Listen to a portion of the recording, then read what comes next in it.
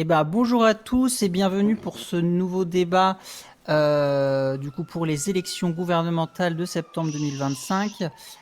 Aujourd'hui, nous allons accueillir 5 candidats. Malheureusement, nous n'aurons pas les 5 exactement puisque Monsieur McMurdo, étant donné son état de santé, ne sera pas sur scène avec nous, mais il sera représenté par Monsieur Gunnar directement, hein, qui est avec lui.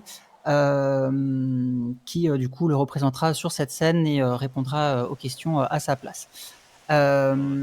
Pour ce débat, nous allons le faire en plusieurs parties afin que vous puissiez tous avoir un petit peu les réponses à vos questions. Une première partie qui se déroulera notamment sur les présentations, hein, donc on va tout simplement demander à chacun des candidats de se présenter en quelques mots. On enchaînera ensuite sur des questions à thème. Et vous aurez évidemment toutes et tous la possibilité de poser vos questions à la fin du débat aux candidats directement, qui pourront eux aussi du coup en débattre directement sur scène et avec vous. Voilà. Cette émission n'est donc pas en direct comme vous avez pu le voir peut-être affiché sur le Weasel News. Nous enregistrerons ça et vous pourrez évidemment le revoir évidemment en replay directement sur les réseaux du Weasel News. Et on peut dès à présent accueillir les candidats. Et nous accueillons en tout premier Monsieur Fordon. Et bonsoir, est-ce qu'on m'entend? On vous entend, c'est parfait, merci à vous. Ça, au moins, ça marche. On accueille Parfait. ensuite Monsieur Ursouf.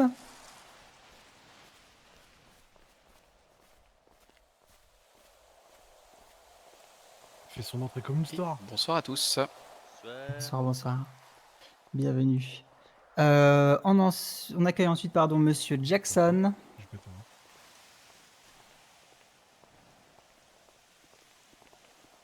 Bonsoir. Parfait. Et du coup, pour représenter Monsieur McMurdo, Monsieur Gunnar.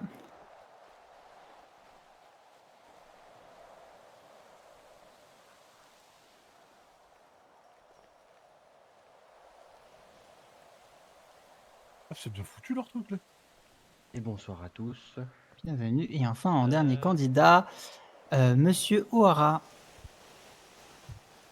J'espère qu'ils vont gagner un dictionnaire à la fin du concours. Et bonsoir à tous, bonsoir Los Santos. N'hésitez pas, je vous en prie, juste à côté de moi. Juste là où je suis. Ah, Au bout. excusez-moi. Il fait son show. Hein. Ah, attendez, je crois qu'il y a des inversions au niveau des pupitres, que je j'ai- dise j'ai pas une de inversion, bêtises. Oui, effectivement, pardon, Oui. Monsieur Gunnar, je vous en prie, vous pouvez échanger avec Monsieur. O'Hara. J'avais pas bien vu, excusez-moi. Il n'y a pas de souci, non, il n'y a pas de mal. Très bien, merci en tout cas d'être présent avec nous ce soir sur cette magnifique scène qui a d'ailleurs été magnifiquement installée en un temps record. Nous allons pouvoir tout à fait commencer.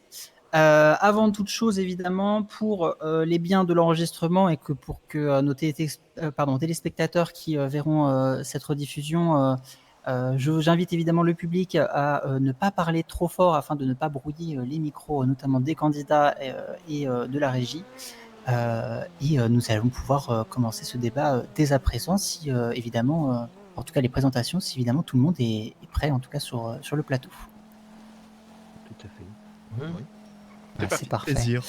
Pour les présentations, je vais le faire dans le même ordre dans lequel vous êtes arrivés, puisque c'est le tirage au sort que nous avons fait de notre côté au Weasel, afin de pouvoir faire les présentations dans un ordre plus ou moins aléatoire. Et du coup, commençons par Monsieur Fordon, excusez-moi, voilà, il fallait bien que je fasse la bourde moi une fois. Voilà. La bourde à ne pas faire, elle a été faite. Monsieur Fordon, excusez-moi, et je vous en prie, vous pouvez vous présenter. Ça marche. Déjà, je tenais déjà à vous remercier, le Weasel News, d'avoir organisé ce débat et merci pour le dispositif mis en place. Je vais faire très simple et très court, il n'y a pas besoin d'épiloguer sur les présentations. Je me présente, Hugo Fordon, pour ceux qui ne me connaissent pas. Je suis anciennement sergent-chef au LSPD. Voilà, donc j'ai fait essentiellement du service public dans ma vie professionnelle. Et mes objectifs sont simples, être là pour vous, citoyens, et faire avancer la vie de San Andreas ensemble. Eh bien, merci à vous, monsieur Fordon. On va pouvoir continuer du coup avec monsieur Ursouf. Je vous en prie. Eh bien, je rejoins Monsieur Fordon pour les remerciements pour Visual News, pour tous ceux qui ont mis en place et pour le LSPD et le SMS qui assurent la sécurité et les soins ce soir ici. En quelques mots, ancien gouverneur qui a quitté ses fonctions pour rejoindre le LSPD. J'occupe la fonction de lieutenant à l'heure actuelle et je viens pour proposer un programme qui sort des sentiers battus et de ce qu'on a pu voir en ville depuis plusieurs mandats. Voilà. Très bien, merci à vous pour les présentations. Monsieur Jackson, je vous en prie. Oui. Bah, comme les autres candidats ont pu dire, déjà merci pour Weasel News pour organiser ceci. Moi, du coup, c'est Monsieur Jack Jackson. Ça fait maintenant 8 mois que je suis au LSDWP. Je suis actuellement le directeur adjoint. Et avant cela, j'ai principalement fait de l'intérim. Donc, mon expérience professionnelle est uniquement au service public. Et voilà, les présentations. Très bien, bah, merci à vous. Monsieur Gunnar, du coup, qui représente Monsieur McMurdo, je vous en prie. Eh ben, merci déjà aussi à tous les candidats d'être présents ce soir, hein, parce que je me rappelle d'un autre débat où il y avait eu un seul candidat de venu. Merci à vous tous, candidats adversaires, d'être venus. Bah écoutez, moi j'ai quand même fait pas mal de choses, hein. J'ai autant été en entreprise qu'en service public, hein. J'ai été sergent au LSPD, j'ai été adjoint d'une entreprise. Donc moi, mon objectif, c'est de représenter tout le monde et d'écouter tout le monde. Parce que pour l'avoir vécu, je trouve que nos concitoyens à l'heure actuelle ne sont pas assez écoutés. Donc ce sera pour nous une opportunité avec Monsieur McMurdo d'être à l'écoute de tout le monde. Je vous remercie.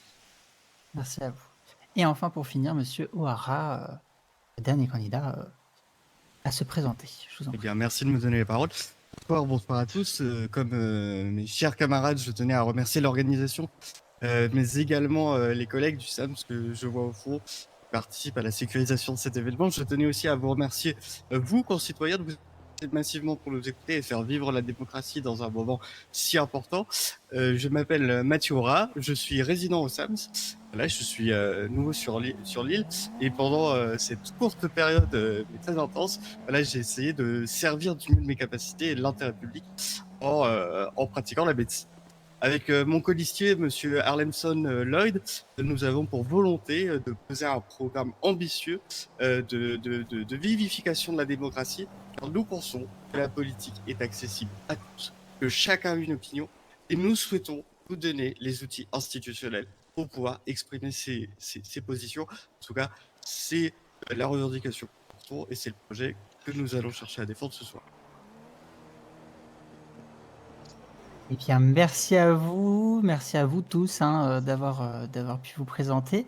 Et maintenant, place au débat et place du coup à nos petites questions concoctées par le Weasel News en rapport notamment avec vos programmes, mais aussi vis-à-vis des uns et des autres et des préoccupations des citoyens. Tous les thèmes qui seront abordés ici ne seront pas forcément ceux que vous avez eu aussi dans votre programme. Certains ne seront peut-être pas forcément toujours abordés pour des questions de temps ce soir, histoire de ne pas rester là jusqu'à demain matin. Et nous commencerons dès à présent ce débat avec un thème qui touche beaucoup de citoyens, si ce n'est tous, économie et finances. Et je commencerai avec cette première question qui parle du coup de la révision des impôts. Je sais que certains d'entre vous en avaient parlé. Plusieurs d'entre vous souhaitent réformer ou réviser le système fiscal. Concrètement, quels impôts seriez-vous prêts à baisser, lesquels à maintenir peut-être, et comment compenseriez-vous la perte des recettes éventuelles vis-à-vis de ces impôts? Sur cette première question, peut-être on peut poser la question à Monsieur Jackson, si vous souhaitez peut-être y répondre en premier. Je peux commencer, après c'est pas quelque chose que nous, comme vous avez pu le dire, qui était cité dans notre programme, parce que c'est pas quelque chose qui a été réfléchi de notre part. Maintenant, aujourd'hui, une discussion et une réflexion sur potentiellement une diminution des impôts, pourquoi pas. Après, comme vous l'avez dit, il faudrait budgétiser tout ça. Donc, dans notre programme, on voyait plus ça une importance sur la possibilité, sur le pouvoir d'achat, avec notamment une baisse des taxes et non une baisse des impôts. Mais c'est comment chiffrer tout ça, malheureusement, c'est avec, en mon sens, une baisse des impôts est quelque chose qui peut être très compliqué, notamment parce que ça ne va forcément moins faire apporter de l'argent au gouvernement. Bien sûr, bien sûr. Dans l'idée, effectivement, vu que vous n'aviez pas sur le programme, évidemment, ce point-là, c'est pour ça que je vous pose la question, savoir si Ouais. du coup, vous aviez, par rapport au programme des autres, quelque chose, effectivement, peut-être de prévu là-dessus. Peut-être ces messieurs ont-ils effectivement des points sur lesquels vous voudriez rebondir justement là-dessus, peut-être répondre du coup à cette fameuse question. Moi, si Oui. je peux, oui. À qui le veut bien, je vous en prie. Je vais laisser mon camarade commencer, puis je prendrai la suite. Allez-y. Je vous remercie. Oui, avec mon candidat au poste de gouverneur, nous avons réfléchi à des baisses de taxes, principalement sur certains produits de première nécessité tels que médicaments et mouchoirs et nourriture de base et boissons. Même si on ne peut pas demander aux entreprises de baisser leurs tarifs, on peut voir à baisser la TVA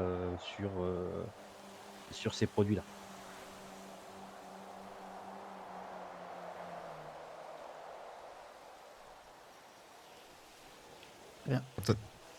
Dites-moi.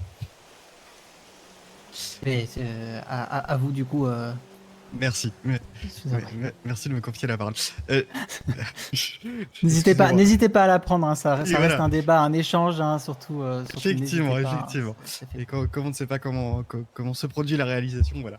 Mais du coup, moi, avec mon colistier, nous, on arrive avec une vraie politique économique chiffrée, puisqu'on a étudié les budgets, que ce soit les budgets McLennan, on a vu qu'il y avait un excédent de 4 millions dans les caisses.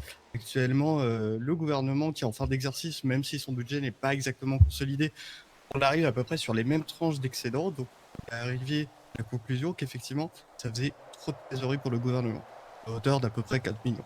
Donc notre idée, nous, c'est de justement relancer l'économie par une politique de la demande déguisée. Je m'explique. L'idée, c'est de permettre à nos concitoyens de consommer plus, ce qui va faire rentrer des recettes en plus pour le gouvernement, et va assurer la soutenabilité tout en augmentant le niveau de vie. Alors, de manière pratique, comment ça pourrait se faire? Nous, on avait pensé à cette idée. C'est mettre un dispositif législatif où on va en fait caper les impôts sur les entreprises une certaine somme, qui veut dire qu'au-dessus d'un certain chiffre d'affaires, elles ne seront plus imposées de manière exponentielle, ce qui devrait se traduire, en tout cas c'est la condition sine qua non qu'on va mettre dans la loi, par une augmentation des primes aux salariés. Ça va augmenter leur salaire, augmenter leur niveau de vie, augmenter leur capacité à dépenser. En parallèle, comme on n'oublie jamais les services publics, cette rentrée de recettes supplémentaires sera transformée en primes supplémentaires pour les services publics. Comme ça, il y aura une équité entre chacun de nos concitoyens. Qui chante? Je peux rebondir et lui poser une question. Je vous en prie. Petite question, du coup, comment vous allez garantir qu'il y aura une augmentation des salaires ou des primes pour les salariés d'entreprises privées? Parce que, en tant que gouvernement, on n'a pas forcément la main dessus. Alors, c'est très simple. On va partir sur une logique partenariale avec les entreprises, c'est-à-dire un contrat moral qu'on va passer avec elles. C'est-à-dire que le gouvernement s'engage pour les entreprises qui ont envie de faire partie du dispositif à plafonner l'impôt des entreprises à la condition qu'elles profitent de cet excédent pour réinvestir. C'est à cette condition seulement qu'on fera la baisse d'impôt. Comme ça, on est sûr qu'il y a ruissellement et en même temps, on donne l'opportunité à des entreprises de mieux payer leurs salariés, mais effectivement de faire des investissements supplémentaires, voire d'embaucher plus. Ce qui pourrait être gagnant-gagnant dans l'idée. Alors, si je peux me permettre, ça fait beaucoup de conditions réunies pour officiellement pas grand-chose, parce qu'il va falloir faire énormément de choses. pour finalement faire quelque chose qui peut être très simple, qui est juste de redistribuer les fonds. Aujourd'hui, vous nous parlez de 4 millions d'excédents. On l'a pas. Les chiffres qui ont été reçus, on est plutôt sur l'ordre de 3 millions et quelques d'excédents au niveau du gouvernement quand on prend les recettes et les dépenses. Donc déjà, il va vous manquer 1 million si vos calculs ont été faits à partir de là. Je pense qu'il y a quelque chose de beaucoup plus simple à faire et c'est ce que nous, on veut, c'est de voir déjà avec les différents patrons d'entreprise comment eux ressentent les impôts qui leur sont demandés par rapport au gouvernement, voir avec eux ce qui est envisageable de faire. Et je pense qu'il y a juste à redistribuer l'excédent de cet argent au niveau des entreprises en les laissant peut-être plus libres dans le choix du versement de leurs primes et leur donner plus de liberté à ce niveau-là plutôt que d'essayer de faire des calculs compliqués, de se casser la tête à faire des documents qui vont sortir en un mois et demi et au final, sur un mandat de 3 mois, à leur fournir grand-chose. Parce qu'il y a beaucoup plus simple à faire et davantage de travailler avec eux, de faire des choses ensemble plutôt que de se casser la tête avec plein de chiffres. Alors, j'entends votre objection. Malheureusement, il y a une petite imprécision, mais voilà, je vais me permettre d'être bien clair. Quand je donne le chiffre de 4 millions, c'est sur le mandat McLennan. Le mandat actuel, on n'a pas encore les chiffres consolidés, on est sur une projection. Actuellement, on est à 3 millions. Après, on est sur un mandat qui est courté. Donc, on Oui, n'a bien quand sûr, même mais pas une base après, du les chiffres, calcul qui est identique. Les Et, chiffres en les demandant, Oui, on les a. je vais juste vous demander de me permettre de finir ma démonstration, puis après on en discutera volontiers. Mais sur la complexité du dispositif, non, c'est pas compliqué, c'est simplement de dire, en fait, ça reprend votre idée, c'est-à-dire de dire aux entreprises, on va vous permettre d'avoir de plus grandes marges en baissant l'impôt des entreprises, sauf que nous, si on veut mettre en place une théorie du ruissellement, c'est-à-dire que les entreprises gagnent plus, en espérant que ce soit les salariés qui touchent, il faut conditionner le dispositif. Sinon, quelle assurance on a que cet argent en plus, il aille pas simplement dans la direction, etc. Et sur ces outils-là, par exemple, si nous on veut des remontées sur est-ce que le pacte de confiance a été respecté, alors on a des entités qui sont déjà créées, que nous on veut revitaliser, c'est le représentant du personnel avec qui on peut engager un débat quotidien. Ils peuvent nous faire remonter. Donc le dispositif, il peut être mis très vite, en 2 semaines maximum. Très bien, très bien. Peut-être un retour peut-être aussi de Monsieur Gunnar, du coup, qui ne s'est pas encore exprimé peut-être sur le sujet. Bah écoutez, j'entends ce que disent mes comparses. Certaines choses, oui, je suis d'accord avec, d'autres non. Pour moi, oui, il faut réétudier ce sujet-là.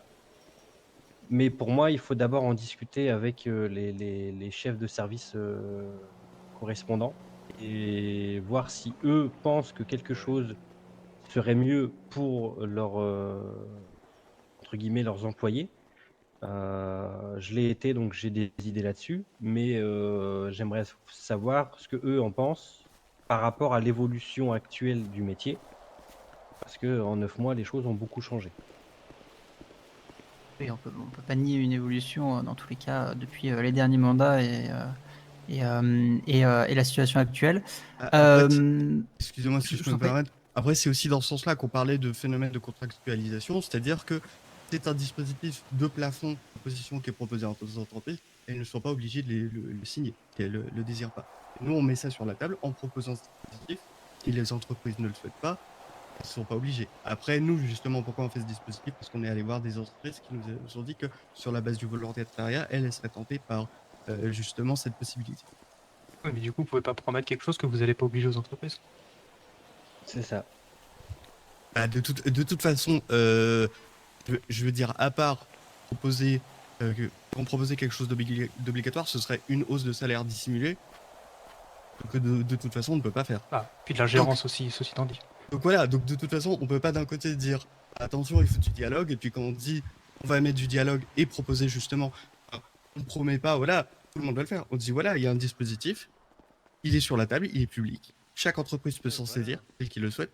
Après, c'est les entreprises de faire leur choix en concertation avec leurs salariés. La réponse, elle est faite, elle sera tenue. Le résultat, après, effectivement, on n'est pas dans une dictature, on ne va pas obliger les entreprises à prendre une modalité de management qui ne leur conviendrait pas. Ça, de toute façon, c'est illégal. C'est impossible. Très bien. Bah, écoutez, merci. Est-ce que l'un des candidats veut encore donner un dernier retour? Peut-être monsieur, je sais pas, peut-être monsieur Fordon, monsieur Ursouf, peut-être? En quelques mots, sans revenir sur ce qui a été dit, parce que comme Monsieur Guenard, je vois du positif et du négatif dans le dispositif proposé.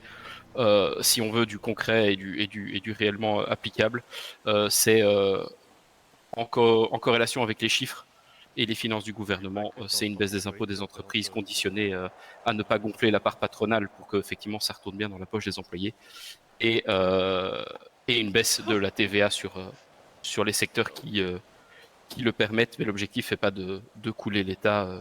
Il faut bien garder en tête la santé première de l'État. Voilà.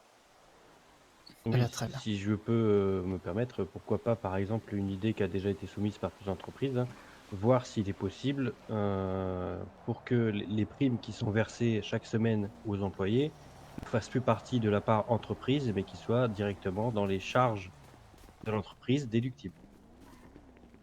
Tout ça, ce sera des choses qu'il sera possible d'aborder et de discuter une fois qu'un gouvernement sera élu et que les comptes du gouvernement auront été étudiés. C'est une proposition qu'il est possible de faire, mais pour ça, il faut d'abord avoir été élu et savoir les comptes du gouvernement. Bien sûr, bien sûr. Eh ben, continuons peut-être du coup sur une autre question, toujours sur ce même thème. On va aborder notamment le public. Je ne sais plus qui d'entre vous proposait des primes d'ancienneté, des revalorisations salariales ou encore des primes d'ITT pour les services publics. Comment financer durablement ces mesures sans creuser la dette ou creuser quoi que ce soit dans le budget actuel de l'État? Est-ce que quelqu'un veut peut-être y répondre en priorité? Oui, je peux commencer. Eh ben, je vous en prie, monsieur Fordon. Vous parlez de creuser la dette. Il n'en est rien, étant donné qu'aujourd'hui, on a un excédent d'argent. C'est justement ça. En fait, je pense qu'on peut taper dans cet excédent sans trop être dans le rouge non plus. C'est-à-dire que là, aujourd'hui, on parlait de 4, 3 millions, peu importe. Partons sur un exemple de 3 millions. En fait, si on redistribue 1,5 million d'une part, on restera dans le positif avec un excédent quand même, malgré une redistribution donc, de primes pour des ITT par exemple, ou des primes diverses et variées. Après, il suffit aussi de discuter avec différentes parties, que ce soit la justice notamment, pour peut-être voir revaloriser certaines amendes. Pourquoi pas toucher s'il faut au radar. On sait que c'est une très très bonne rentrée d'argent également. On peut, je pense, en se donnant les moyens, trouver l'argent là où il faut sans pour autant aller augmenter les impôts, aller augmenter les taxes. Il suffit peut-être juste d'en parler avec les principaux concernés, que ce soit les patrons, les dirigeants des services publics, même les employés qui désireront en parler. Alors moi, je me permets de rebondir sur ce type de proposition. Pour le caractère soutenable d'une telle mesure, moi justement, si on envisageait dans le cadre de notre programme ce type de mesure avec, comme je l'ai dit, des modifications au niveau de l'imposition des entreprises, nous, on n'envisageait pas nécessairement de baisse de la TVA. Pourquoi? Parce que d'un point de vue soutenabilité, si on fait ces aides, par exemple, de compensation d'ITT, de primes pour les services publics, ça va créer de la capacité de consommation pour les publics ciblés qui vont consommer des biens primaires, secondaires, et toutes ces consommations vont se retranscrire dans le budget du gouvernement sous la forme de recettes. Donc, l'un dans l'autre, on arrive à l'équilibre budgétaire. Ce qui fait que la perte sèche n'est pas si grande que ça. Très bien, peut-être quelqu'un veut peut-être s'exprimer encore sur le sujet. Ouais, je vais me permettre de réagir. Après. Alors, vous posiez la question qui avait parlé de revalorisation salariale. Je fais partie de ceux qui avaient mis ça dans le programme. Pourquoi revalorisation salariale plutôt que prime? Parce que la prime, elle est conditionnée bien souvent et exclusivement à la présence des travailleurs dans les services publics. Donc en fait, elle est elle représente une plus-value que pour les gens qui sont fortement présents, et je trouve que ça pénalise les personnes qui ont moins de disponibilité, et donc tout le fait que je valoriserais plutôt une revalorisation salariale qui du coup touche à plus grande échelle à mon sens qu'une prime. Voilà. qu'une prime qui tombe qu'une fois par mois et qui est déjà, à mon sens, relativement élevée pour ceux qui sont fortement présents. Si je peux continuer là-dessus, je suis Après. d'accord avec mon comparse.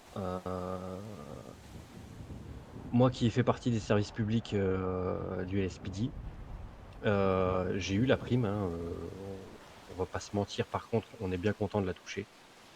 Par contre, pour moi, la prime, c'est trop aléatoire parce que voilà, justement, certaines personnes ont moins de temps de service que d'autres. Et c'est pas pour autant qu'ils sont moins importants que les autres. Donc pour moi, une revalorisation de prime, non. Parce que forcément, la prime impute à la disponibilité et le temps de service. Et pour moi, c'est pas le temps de service qui fait la qualité du service.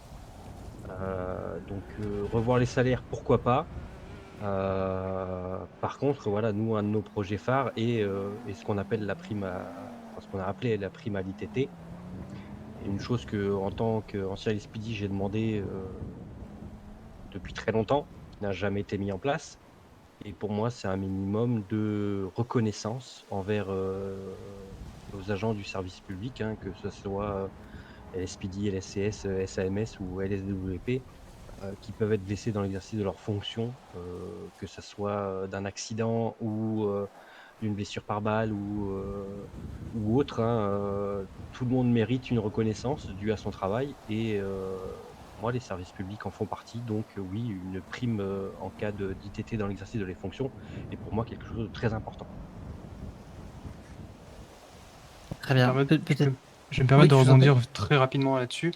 Alors, c'est très, très intéressant, hein. Je suis en partie d'accord avec vous sur certains points.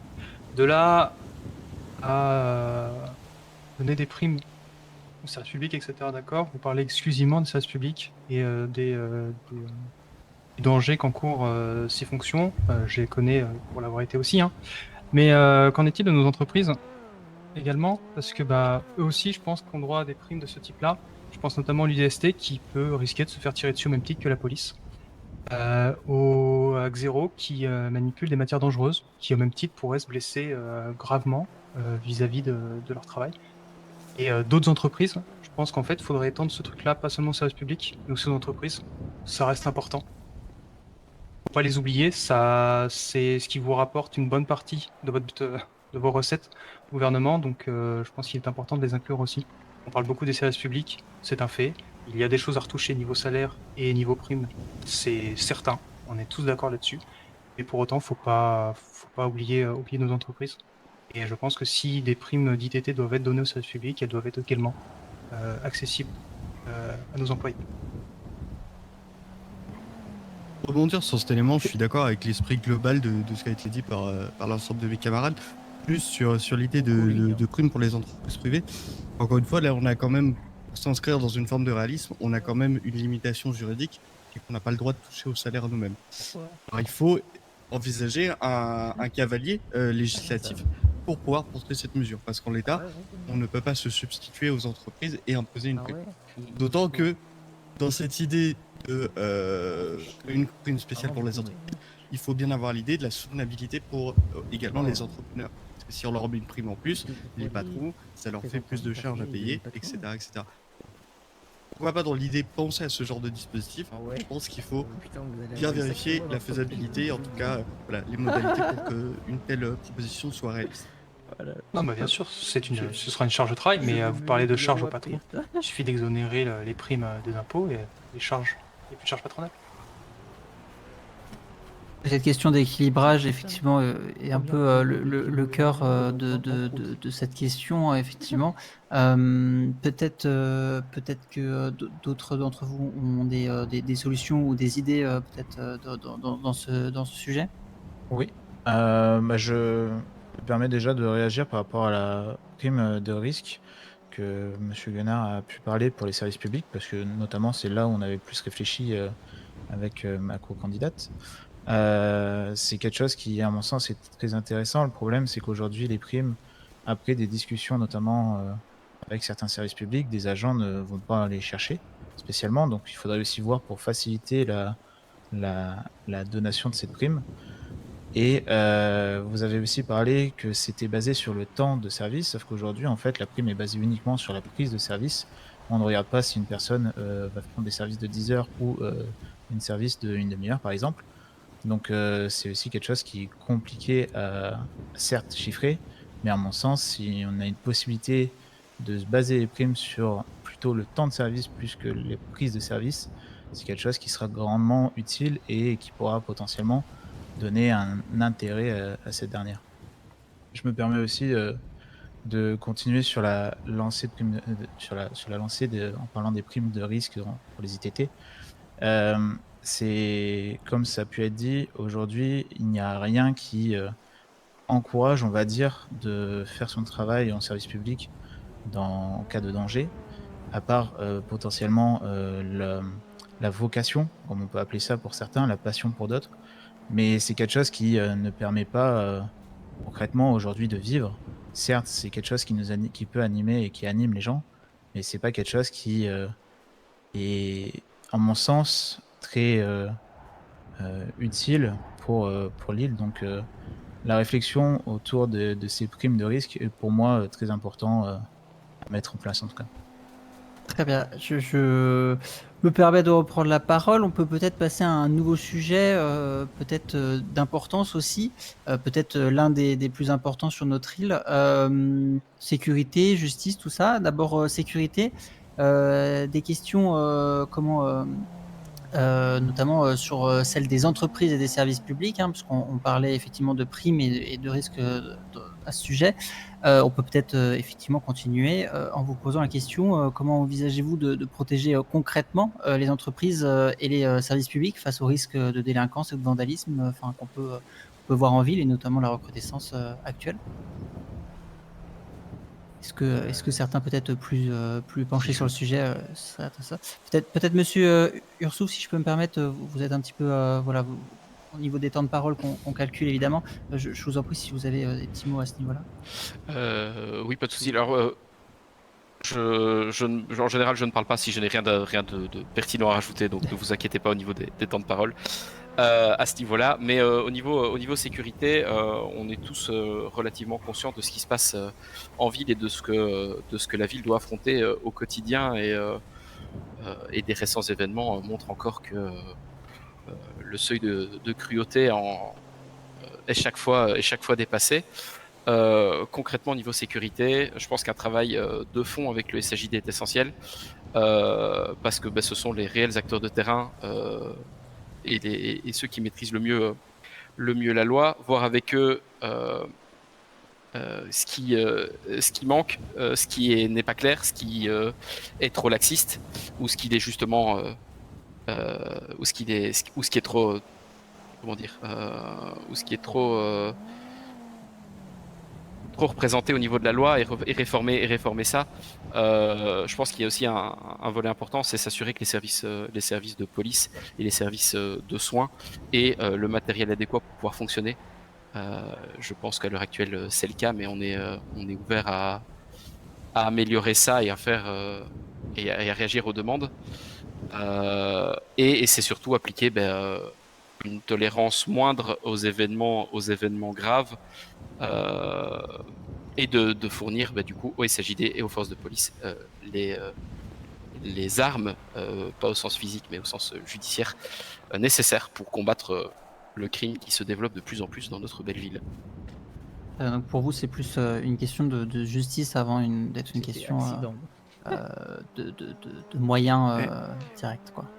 Alors, je pense que les moyens, et pour être expédié depuis un bout de temps, je pense que les moyens matériels, on les a.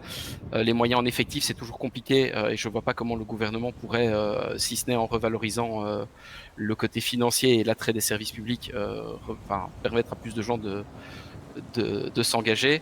Mais il ne faut pas minimiser l'impact qu'a le système judiciaire dans le traitement de ce genre de cas et s'assurer qu'on ait tous les armes pour pouvoir combattre à juste titre et à juste moyen la criminalité.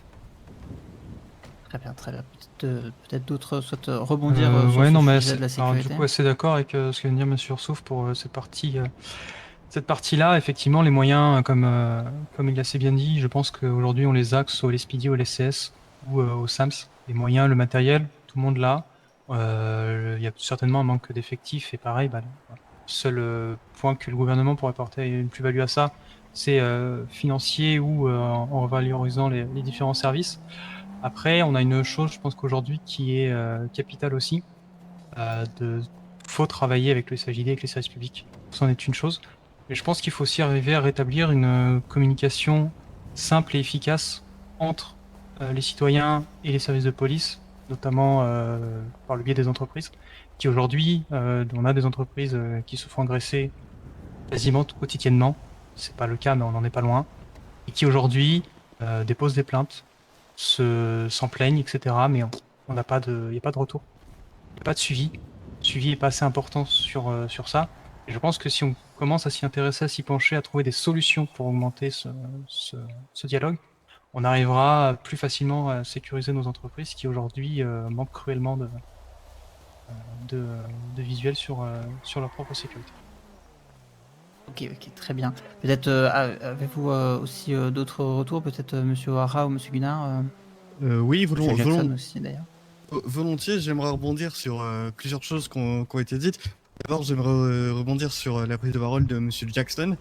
Voilà, pour vous confirmer d'expérience que mes collègues du SAMS ne vont pas au front pour leur salaire, par passion et par volonté de sauver les concitoyens, quitte à se mettre eux-mêmes en danger. Effectivement, j'entends par-ci par-là qu'on dit que sans doute les services publics ont assez de moyens. Au SAMS, on a souffert d'un manque d'effectifs. On est très souvent mis sous pression. Et donc, ce sont des thématiques que moi et mon policier, nous avons bien en vue et auxquelles nous pensons que l'action publique doit répondre. Sur le volet répression de la criminalité, je pense qu'il faut lancer une grande réforme pénale avec plusieurs axes forts, renforcer le rôle du procureur, notamment en matière de capacité d'instruction, pour que ce soit vraiment lui qui soit le chef de file des instructions policières et qui puisse justement donner ses orientations principales aux policiers, mais également changer et transformer le quorum des peines. On a par exemple dans le code pénal une classification en délit mineur, délit grave, qui n'est pas incarnée, c'est-à-dire que la classification ne dépend pas de peines particulières. Voilà, c'est un peu flou. On veut clarifier tout ça avec des peines claires et approfondir le travail qui a déjà été engagé sous cette législature, notamment s'agissant des dommages et intérêts, pour permettre à la justice d'être plus indépendante et d'avoir des capacités à mieux moduler les peines qu'elle prononce. Parce que moi, il y a un constat sur lequel je suis pas d'accord, c'est que je ne pense pas qu'il y ait de laxisme. Je pense que, et mes camarades pourront le confirmer, en tout cas mes co-débattants pourront le confirmer, je pense que les de police essayent de travailler avec la plus grande célérité. Effectivement, si leur réponse ne répond pas tout à fait aux attentes, c'est pas par le laxisme, mais par voilà, défaut d'outils juridiques, pénaux ou matériels. Très bien. Ça a l'air d'être effectivement quelque chose Si qui je revient peux beaucoup sur rebondir le là-dessus, je ne suis dessus. pas Je vous en d'accord prie. avec mon comparse. Pour vous, ce n'est pas une question de justice, c'est peut-être Alors, autre chose? Non, c'est pas qu'une question de justice, que ce soit le LSPD ou le SCS ne font pas preuve de laxisme. Pour avoir On est fait d'accord. partie du LSPD pendant près d'un an, je ne trouve pas. Par contre, oui, certains points au niveau du SAJD sont à discuter, parce que le LSPD comme le LCS font des travaux, que ça soit de terrain ou d'enquête, qui sont approfondis. Mais souvent, oui, le SAJD prend des décisions qui sont à leur sens justifiées, mais qui méritent des fois discussion. Donc pour moi, oui, il faut discuter avec le SAJD, comme avec le LSPD, comme avec le LCS, comme avec le SAMS, ou le SDWP, parce qu'eux aussi subissent des actes criminels répétés. Mais il ne faut pas faire une généralité. Pour moi, il faut que le gouvernement voit les choses qu'à part service public et prenne une décision et agisse par service public et non pas par généralité. Pour moi, oui, certains actes qui ont été donnés par des juges sont un peu laxistes. Ça n'engage que mon point de vue. Ce sera en discussion. Le point de vue de tout le monde sera écouté au sein du SAJD. Mais oui, pour moi, le gouvernement doit agir sur la criminalité, se montrer fort pour la population, surtout de ce qu'on a pu voir ces dernières semaines. Les actes criminels ont été répétés. Le LSPD comme le LSCS en ont énormément souffert. Enfin, on n'oublie pas tous les agents qui sont tombés malheureusement en service. On oublie aussi peut-être toutes les entreprises privées hein, qui jouent et sont acteurs J'allais y venir, là-dessus. Hein, vous inquiétez pas, j'allais y venir, hein, étant donné que j'ai aussi fait beaucoup partie d'entreprises privées. Je sais ce que c'est. Hein, j'ai été pris en otage dans GBSF par un groupe criminel de Lille. Donc je sais ce que c'est. Mais faire une généralité, non. Étudier les choses, oui. C'est important, il le faut.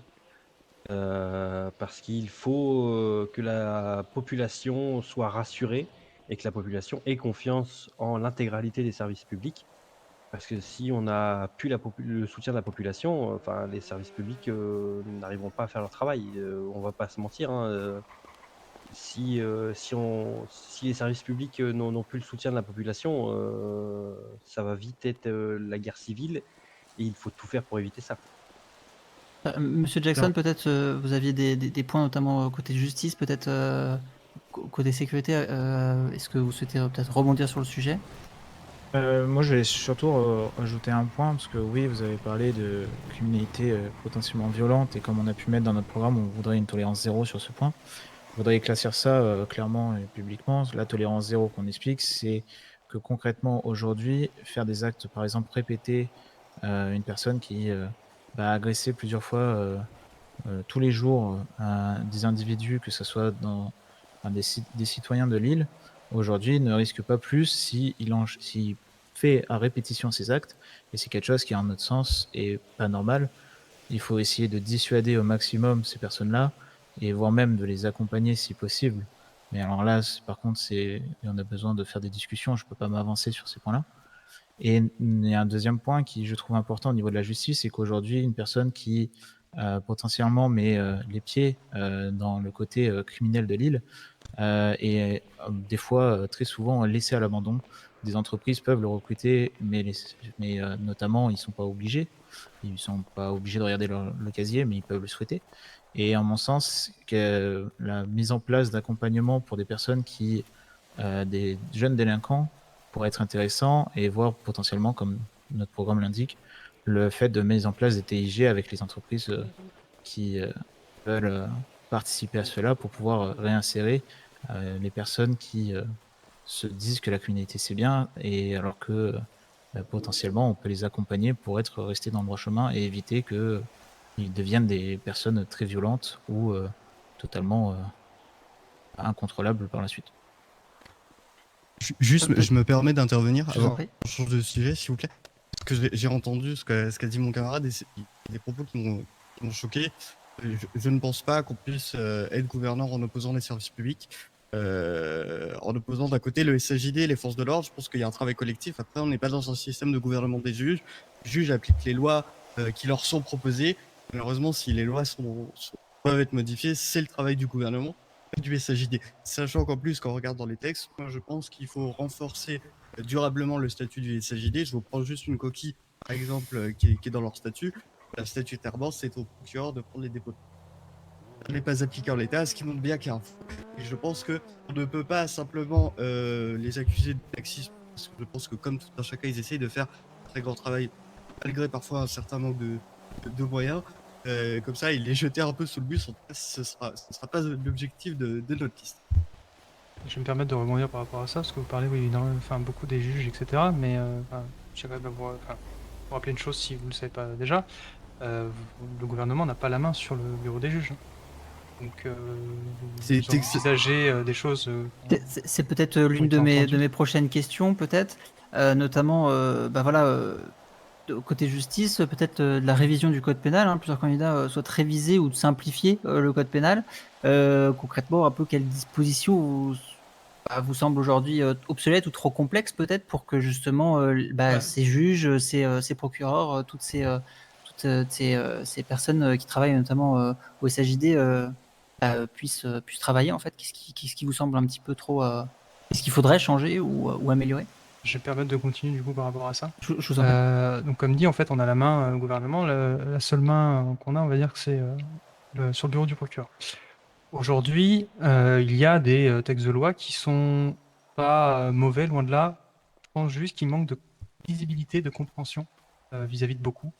On a pu voir en discutant avec pas mal de citoyens que certains ont du mal à comprendre les lois et sont obligés aujourd'hui de contacter directement les procureurs ou les juges ou même des avocats pour comprendre ces textes de loi qui semblent un peu compliqués pour certains. Donc je pense qu'il faut d'abord, dans un premier temps, avant de parler de tolérance zéro et de sévérité maximum, peut-être déjà juste travailler les textes de loi en fond avec le SAJD, travailler avec eux, voir ce qui est possible, ce qu'eux ils en pensent, et ensuite commencer un axe de travail sur peut-être la refonte de certains articles de loi, effectivement.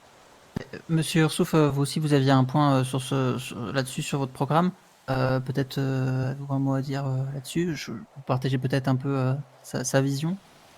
Tout à fait. Je vais répondre en 2 points parce que ça me semble important. Vous demandiez quelque chose de concret qui doit être modifié ou changé ou mis en place. Un truc très concret qu'on m'a proposé et que je valide complètement, c'est qu'à l'heure actuelle, les services de police vivent un flou au quotidien, c'est-à-dire qu'une partie de leur matériel n'est pas encadré légalement. Je parle de tout ce qui est matériel non létal, matraque et taser, ce qui laisse la porte ouverte à tout débordement possible et imaginable, tant du côté de la loi que du côté des criminels. Et il est très facile du coup pour un criminel ayant pris un coup de matraque nécessaire en cellule de se plaindre. Ajouter un volet sur cet encadrement, tant dans le cadre de protéger les agents des forces de l'ordre et que de aussi prévenir tout comportement et réel abus me semble important. Et ça me permet de transitionner vers le 2e point. On parle beaucoup de criminalité. Il y a un volet au niveau justice qu'on n'a pas abordé, qui est bien entendu le respect de la loi par les gens qui la représentent. Il y a des agents qui parfois commettent un petit abus de pouvoir ou un abus d'autorité. Il est évident que comme ils représentent l'État, il faut qu'il soit, quand c'est nécessaire et quand c'est justifié, qu'il soit poursuivi. Et je compte mettre un point d'honneur à ça. Ils représentent l'État, ils représentent les services publics. Ils se doivent d'être exemplaires et donc de ne pas avoir une police racaille qui du coup jetterait le désarroi sur l'État. Peut-être un retour de l'un d'entre vous avant de passer peut-être à la prochaine thématique ou au prochain, peut-être prochaine question. Je vais regarder, mais j'en ai peut-être encore une à vous poser. Oui, moi j'aimerais répondre à ce qu'a dit Monsieur Fordon. Effectivement, je suis d'accord sur le fait que le statut de la justice est bien un décret fédéral. Après, comme vous l'avez souligné, et rejoignant mon propos, effectivement, le gouvernement travaille en lien direct avec le procureur. Après, effectivement, sur la réforme pénale qu'on propose, nous on voudrait, effectivement, on est d'accord sur le diagnostic, il y a une trop grande complexité pour nos concitoyens, et on pense qu'il y a un souci même dans certains dispositifs légaux. Je prends un exemple tout bête, la présomption de culpabilité. On a le code pénal, chacun est présumé coupable à condition qu'il soit prouvé à minima qu'il soit coupable. Sauf que c'est comme on dit chez nous, pour conduire faut choisir, on peut pas présumer et prouver en même temps. C'est faire un choix entre les deux. Donc ça crée un espèce de micmac. Et si vous êtes allé à des audiences du SAJD, vous voyez que les juges essayent d'appliquer un simili présomption d'innocence parce qu'ils voient bien que de toute façon mettre une présomption de culpabilité telle quelle, là, ce serait pas entendable et ce serait pas légitime. Deuxième point que nous on propose de mettre en œuvre, c'est je proposais de renforcer le travail sur les dommages et intérêts, mais également de l'associer avec des possibilités de frais d'avocat pour justement alourdir les peines les plus lourdes et renforcer l'attractivité du monde juridique et le rôle de nos avocats. Et je pense est très important pour notre île et pour le développement de notre légistique. Très bien. Juste pour une petite précision, du coup, vous Dan, voulez oui. ajouter en plus dans l'amende en plus des dommages et intérêts, des frais d'avocat. J'ai bien compris. C'est-à-dire qu'en fait, actuellement, on a une distinction contravention, délit mineur, délit grave, crime, etc. Sauf que c'est une définition qui est purement déclaratoire, c'est-à-dire que la classification en tant que telle voilà, n'est corrélée à rien. Et donc, nous, on voudrait mettre cette corrélation. Et justement, par exemple, que à partir d'un délit, par exemple, majeur, on ait la possibilité qu'il soit laissé au juge, parce qu'on a une confiance dans l'autorité judiciaire, de mettre des dommages et intérêts, voire de mettre à la charge de la partie perdante des frais d'avocat. Alors, effectivement, on a commencé à faire des calculs pour que tout soit dans des tranches qui soient acceptables et qui soient justes. Et c'est notre idée pour augmenter une possibilité de gradation des peines, pour avoir des peines plus adaptées, plus circonstanciées et qui répondent aux besoins de nos concitoyens. D'accord, donc du coup, en plus des salaires que les avocats auront de leurs clients, vous leur promettez plus d'argent. Du coup, si je comprends bien. C'est cela. Ok. C'était juste, Du coup, juste peut-être pour être sûr. rebondir à ce niveau-là. Là, on parle effectivement donc des peines associées notamment à ceux qui les font. Mais on parle très peu des victimes. Peut-être au niveau des victimes, quelles mesures concrètes vous metteriez en place peut-être pour une victime qui ne se sente pas trop lésée du côté des procédures, hein. Vous en parliez certains d'entre vous tout à l'heure, notamment du fait qu'il n'y ait peut-être pas assez de suivi à ce niveau-là. Est-ce que certains d'entre vous reprendre la parole ou rebondir sur le sujet?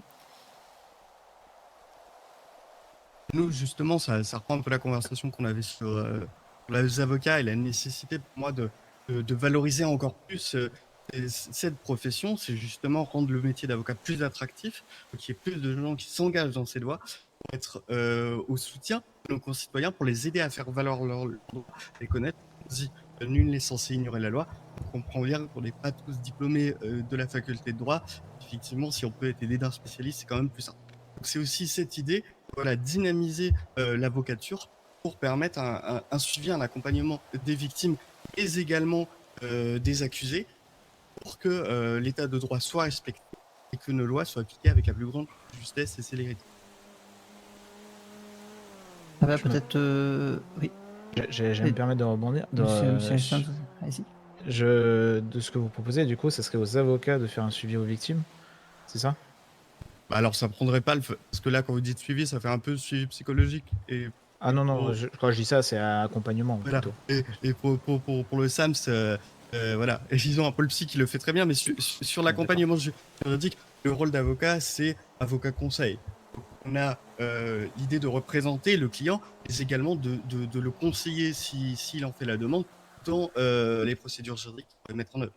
Justement, on peut dynamiser l'avocature pour qu'ils aient des modalités d'action plus grandes, voire qu'ils aient voilà, des fonds qui leur permettent de faire des actions de sensibilisation par rapport à la loi, à la justice, etc. D'accord.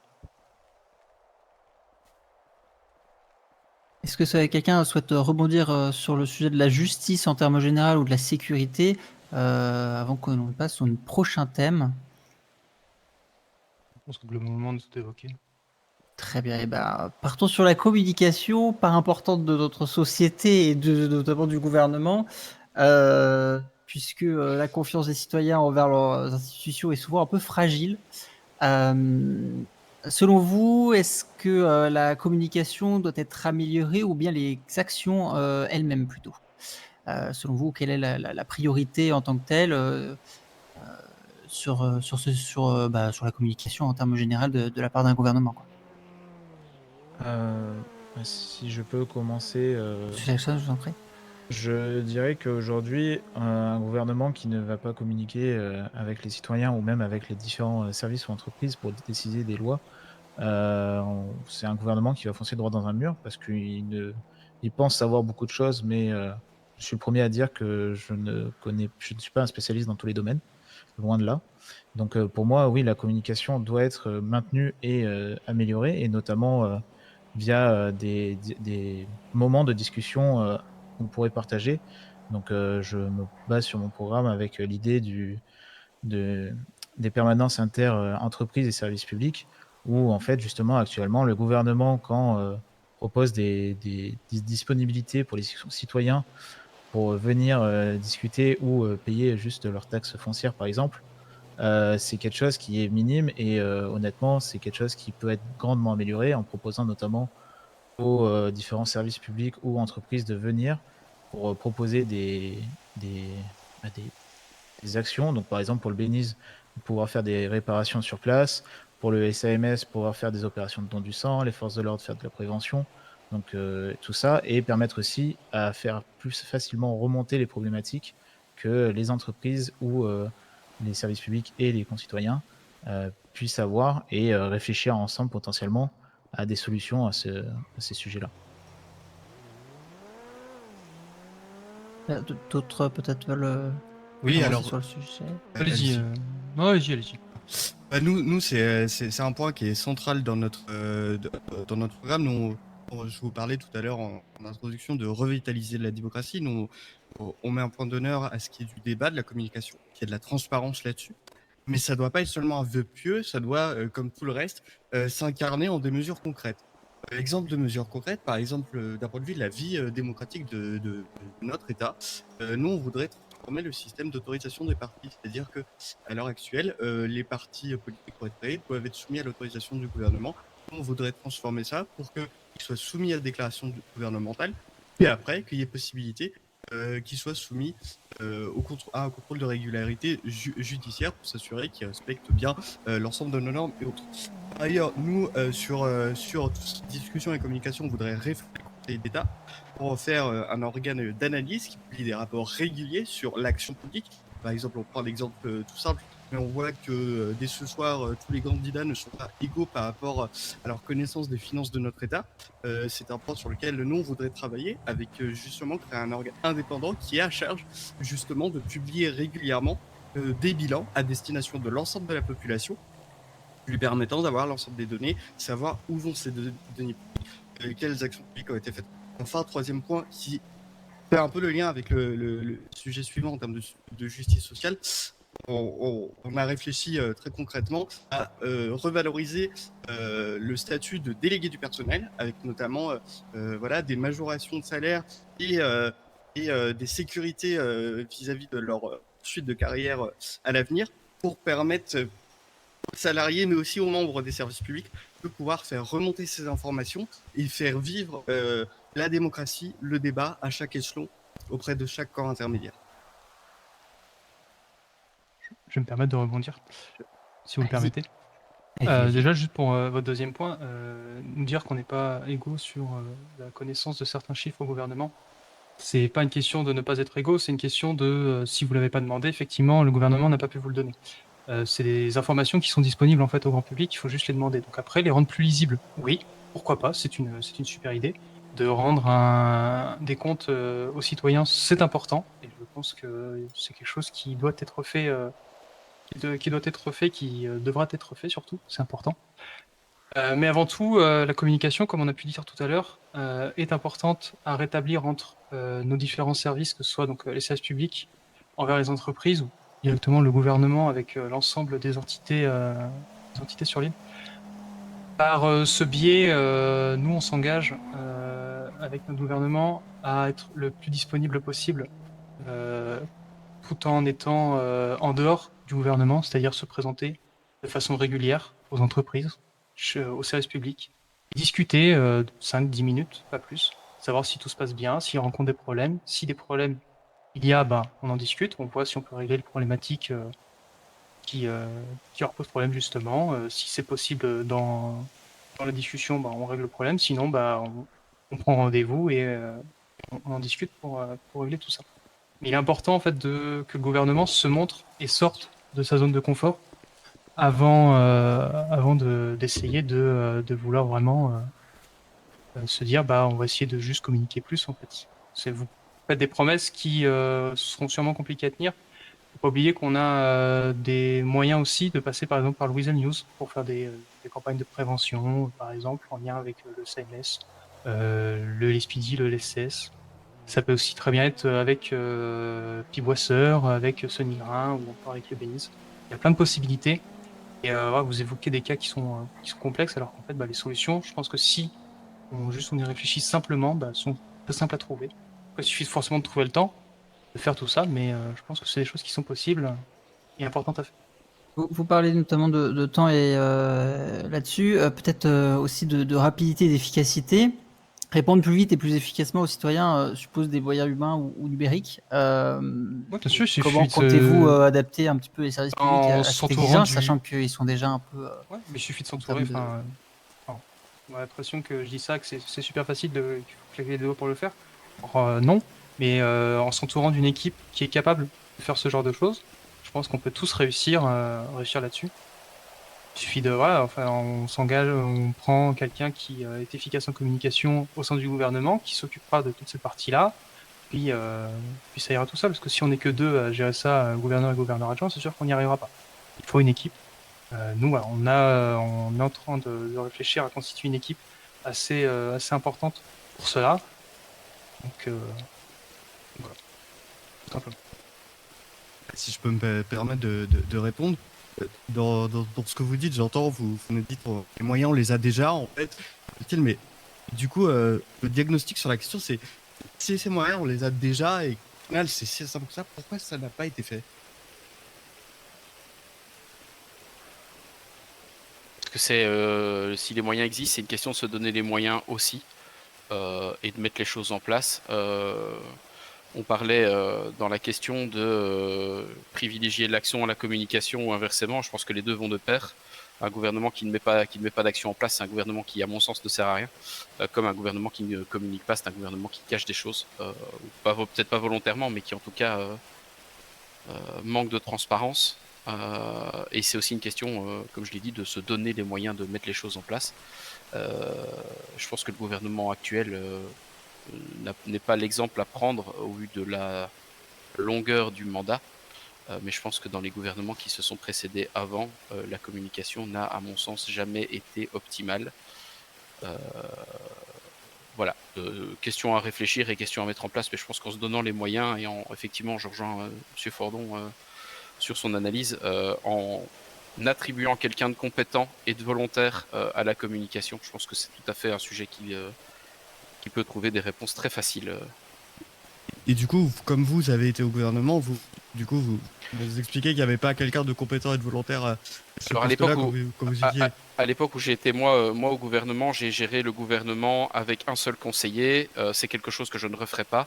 La charge administrative n'était pas du tout la même qu'à l'heure actuelle. Mais ça l'a fait pendant plusieurs mois. Je sais de quoi je parle du coup quand il faut des gens de compétents. Et mon erreur à l'époque a été de ne pas vouloir recruter et de vouloir le gérer moi-même. On apprend de ses erreurs, on évolue et je me prenais pas en exemple quand je parlais de gens compétents et de motivés. Je parlais au futur. Je suis d'accord avec mon comparse Ursouf. À l'heure actuelle, le manque de communication du gouvernement successif, quel qu'il soit, est avéré.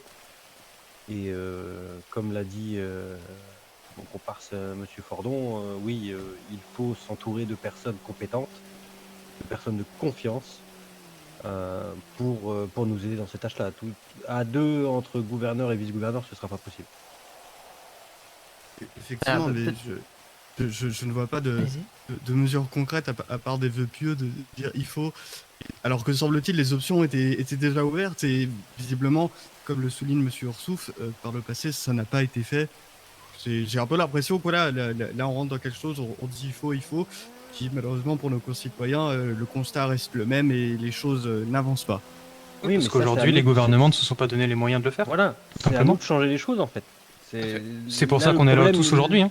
Le problème n'est pas les anciens gouvernements, le problème est à l'heure actuelle qui est candidat et qui a envie de faire bouger les choses. Oui, certes, jusque-là, ça a été comme ça, mais c'est à nous de faire bouger les choses.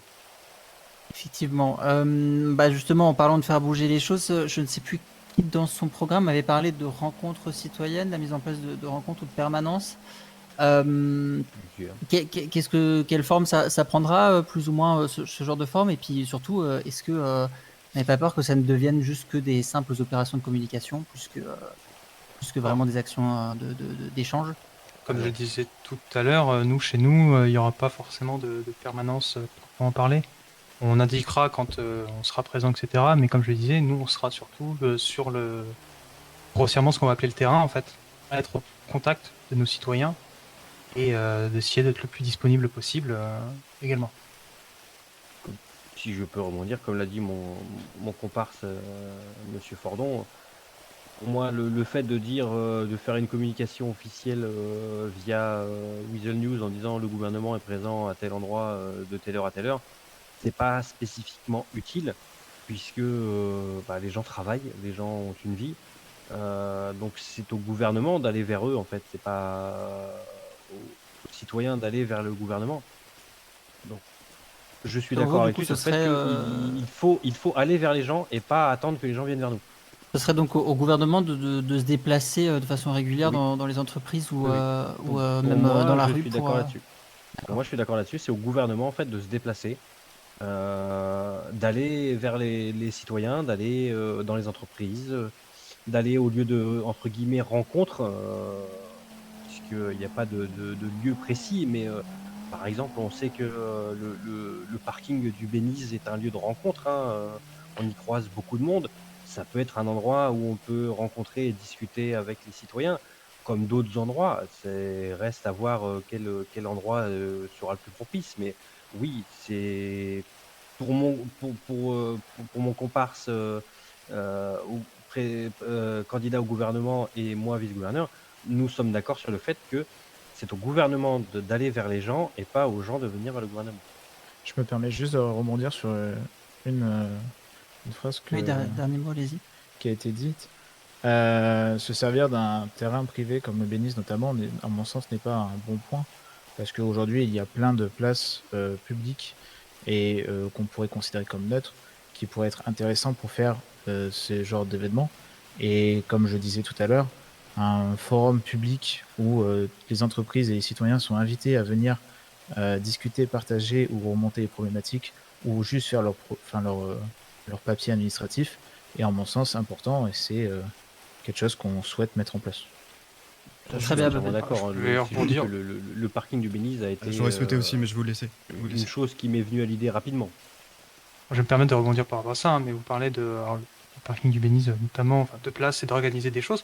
Mais en fait, tout simplement, la chose à faire, c'est vous vous déplacez en vous pointant. On va reprendre le Béniz parce que c'est un exemple, mais j'aurais pu donner tout autre type d'entreprise. Il y a du monde, prenez contact avec les personnes qui sont sur place, il n'y a personne. On a toutes les entreprises aussi aujourd'hui ont des répondeurs messagerie. Bonjour gouvernement, on est disponible à votre entreprise si vous souhaitez en discuter. Ils sont disponibles, tant mieux, ils ne le sont pas, tant pis, et on portera la discussion plus tard. Est-ce qu'il y a vraiment nécessité besoin d'organiser des trucs en fait et se donner des tâches, et de se rajouter des trucs dans un emploi du temps qui sera déjà très chargé pour prendre des mesures et entamer une communication? Je ne pense pas. Je pense que le plus simple, c'est de prendre directement contact avec nos citoyens quand ils sont disponibles. Et ceux qui auront vraiment besoin de nous parler, ils feront ce qu'on nous fera l'inverse du coup, donc ils prendront messagerie gouvernement, ils nous enverront un message et on leur répondra dans les plus brefs délais. Après, moi, juste pour conclure sur cette thématique, parce que ça me paraît quand même important, je pense qu'on partage ce vœu pieux d'un gouvernement qui soit proche de ses concitoyens. En même temps, je nous vois mal défendre le contraire. Là où je pense qu'on peut aussi rentrer dans du concret, ça va être nous par des acteurs institutionnels, des lieux de représentation, de discussion, dire un conseil d'État réformé, représentatif de la population, des représentants du personnel. Parce qu'effectivement, c'est bien beau de dire les concitoyens, ils ont déjà entre leurs mains les outils pour faire de la démocratie. Après, c'est un peu nous déresponsabiliser de dire on leur a laissé, peut-être qu'ils nous appelleront, ils nous appelleront pas, puis nous on essaye d'être gentils. Non, je pense que justement, il faut savoir tendre la main à ses concitoyens, aller les voir, aller leur dire quelque chose d'intéressant et leur donner un cadre, une structure où ils peuvent s'exprimer avec des outils et se sentir compétents, retrouver de la capacité politique. Ça me paraît vraiment la priorité absolue. Eh bien, écoutez, merci à vous pour ces points de communication. On espère y voir un peu plus clair, évidemment, pendant vos mandats. Tout dépendra qui, évidemment, est élu.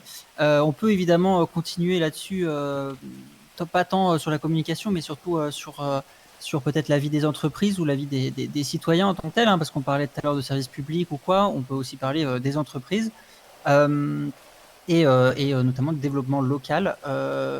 Il y avait évidemment des projets pour redynamiser un petit peu le Nord, notamment au niveau des infrastructures, des services. Vous continuez peut-être attirer ou soutenir les entreprises locales qui répondent à des besoins des habitants, hein, Est-ce qu'il y a toujours des actions que vous souhaitez mettre en place pour dynamiser notamment le Nord, mais pas que, hein, évidemment, là-dessus? Bon, si je peux me permettre, oui, comme c'était précisé dans notre campagne publicitaire d'élection, nous souhaitons savoir où en sont les projets qui ont été lancés il y a déjà un bon moment, savoir s'il est possible d'avoir une date de fin de travaux, que ça soit à but civil ou service public, hein, comme le fameux bowling dans le Nord, la zone de loisirs qui avait été évoquée au niveau de Sandy Shore, ou les travaux au sein du SAMS. Oui, plusieurs choses étaient en cours, savoir où ça en est, et est-ce qu'il y a une date de fin de travaux estimée ou non. Les questions seront posées, et reste à savoir si on aura une réponse, et si dans la réponse on a une date prévue, la population sera au courant de cette date prévue. La mise en place de toutes ces mesures dans le Nord, du coup, signifie aussi devoir dialoguer avec les entreprises et tout ça, avec notamment le secteur privé. Quand est-ce que vous souhaitez vous rapprocher des entreprises à ce niveau-là qui peuvent un peu critiquer Le plus vite possible. ce qu'il en est? C'est le plus vite possible. Déjà, il faudra, si on est élu, consulter les archives du gouvernement, savoir si déjà des dates ont été données, si des retards de projets ont été annoncés ou pas. Tout ça, ce sera des choses qu'il sera possible de voir une fois élu. Et je pense que l'intégralité de mes comparses ici présents sont d'accord sur le fait que des projets qui ont été annoncés il y a plus d'un an, relancer ces projets et savoir où ça en est, ça fait partie des choses qu'il faut faire. Assez d'accord avec ça. Après, vous parliez dans votre programme de dynamiser le Nord. Je pense qu'il faut, c'est important, je suis d'accord avec vous, hein, mais je pense qu'il faut dynamiser au global San Andreas. Faut pas se dire qu'aujourd'hui on va dynamiser qu'une seule partie de l'île ou l'autre. On parle également de prendre contact avec les infrastructures pour savoir où on en est des délais de construction et de livraison de certaines infrastructures, c'est une chose. Et c'est important, c'est vrai qu'on a eu des brèves informations sur certaines choses ou certains travaux. Après, il ne faudra pas oublier de remercier les personnes qui sont à l'initiative de ces choses-là et pas s'attribuer les lauriers de cela, évidemment. Ah non, ça nous sommes entièrement d'accord. On parlait du Nord parce que le Nord est un peu délaissé au sein de notre île, mais on a parlé avec pas mal d'entreprises. On est au courant de plusieurs entreprises qui ont demandé les travaux, que ce soit Nord ou Sud, il n'y aura pas de préférence. Et oui, nous tiendrons informés de tous les projets possibles en cours qui ont été lancés, savoir où ça en est, savoir s'il y a une date prévue ou non, et si on peut, en tant que gouvernement, appuyer certains projets pour le bien des citoyens, on le fera sans hésiter. Et on n'hésitera pas de toute façon à avoir une communication claire sur les réponses qu'on a, et à donner aux citoyens une date si possible il y a. Oui. Sur ces thématiques-là, pour aller un peu dans le sens de ce qu'ont dit mes camarades, effectivement, et pour dans un souci de transparence vis-à-vis des concitoyens, effectivement, il y a deux questions dans la question. D'abord, sur la gestion immobilière, ne pas oublier de préciser, c'était un peu hors filigrane, mais en tout cas pour ceux qui nous écoutent, que c'est quand même une compétence fédérale. Donc on n'a pas nécessairement la main en tant que gouvernement de Saint-Andrés, même si on a quand même pas mal de compétences. Et après, sur le lien avec les entreprises, nous, ce qu'on proposait, et ça s'inscrivait dans notre programme, c'est ce qu'on appelle la réforme du Conseil d'État. C'est une grande réforme pour en changer le quorum, pour qu'ils deviennent un représentant de tous les pôles, patronat et salariés, qui puissent émettre des avis, des rapports, etc. et nous faire ces remontées et créer une vraie discussion sociale, collégiale, autour de grandes thématiques. Oh, pardon. Et je vois que oui. certains... Ouais, j'ai un un petit souci, le petit débat souci de mot de sans passe. disant- Ça dit, va peut-être avancer. J'ai rien demandé, moi. Hein. Non, mais Souci peut-être- de mot de passe, je suis désolé. Je Pas de m'écarte. souci, téléphone des fois qui bloque. Aïe. Pardon, je suis vraiment désolé. Oui. Sont très costauds, alors il y a tendance à... Oui. Mille pardons. Attendez, Gunnar. je y a ramasse pas de mes souci. lunettes si vous me permettez. Allez-y. Je pense qu'on peut prendre Est-ce que vous souhaitez Petite prendre un verre seconde. d'eau peut-être? Tout va bien, c'est résolu. Merci. On va passer au dernier point, peut-être, si vous êtes OK, notamment de la vie citoyenne dont je parlais tout à l'heure. Il y a notamment de l'aide aux associations ou encore aux auto-entreprises, mais là, on va parler des associations. Passerait-elle peut-être par un financement direct, un accompagnement administratif ou une autre forme de soutien? Ça serait sous quelle forme à ce niveau-là? Je vais me permettre de prendre la parole là-dessus. Je vous en prie. À l'heure actuelle, je pense qu'on est plusieurs dans ce cas-là à déplorer le manque d'événements. En tout cas, moi, je le déplore et je ne visualise pas où se situe le problème. Est-ce que c'est un manque de moyens? Est-ce que c'est une lourdeur administrative qui empêche la résolution et la mise en place de ce genre d'événement? Ou est-ce que c'est simplement de la motivation? En fonction de la réponse et le sondage que j'envisage de faire après l'élection, l'objectif sera d'identifier les problèmes et d'y répondre. Si c'est un problème de moyens et que le gouvernement a les caisses pour soutenir et financer plus de projets, l'accent sera mis là-dessus. Quitte à même au gouvernement, pourquoi pas proposer, alors de temps en temps, mais la mise en place d'événements, parce que je pense que le gouvernement est aussi un acteur qui permet la mise en place d'événements. Mais en tout cas, l'objectif est de travailler avec les associations existantes, de voir pour la mise en place de nouvelles associations si les demandes s'en font, et de travailler aussi à la lourdeur administrative de la gestion d'associations, notamment au niveau des déclarations d'impôts, ce genre de choses qui à mon sens, freinent les personnes qui souhaiteraient mettre en place des projets. Oui, parce que la création d'associations en tant que telle n'a pas l'air d'être le problème de la gestion administrative, mais vous faisiez retour là-dessus, beaucoup d'entre vous. C'est quelque chose qui revient sur la table.